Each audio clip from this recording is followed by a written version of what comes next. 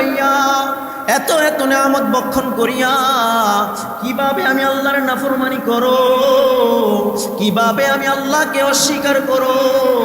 তোমাকে আমার আল্লাহ তাআলা যেমনি ভাবে রিজিক দিলেন কাফের বেদিনদেরকে তেমনি ভাবে আল্লাহ তাআলা রিজিক দিলেন। বান্দা একটু তাকাইয়া দেখ, তোর মতো কত যুবক, তোর মতো কত বৃদ্ধ, কত ছাত্র ভাই যারা চলতেও পারে না, ফিরতেও পারে না, অসুস্থ অবস্থায় বিছানার মধ্যে শায়িত, কথা বলতে পারে না।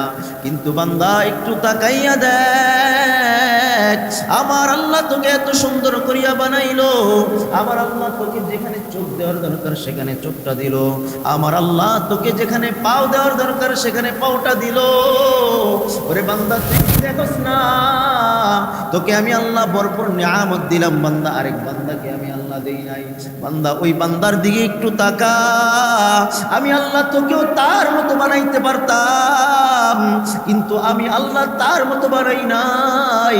ওরে বান্দা তোকে দুটা চক্ষু দিলাম, পাও দিলাম, হাত দিলাম, বান্দা আয়, আমি আল্লাহর কাছে আয়, আমি আল্লাহর কাছে তওবা কর, আমি আল্লাহ তাআলা ক্ষমার ঘোষণা করে দেব। সুবহানাল্লাহ।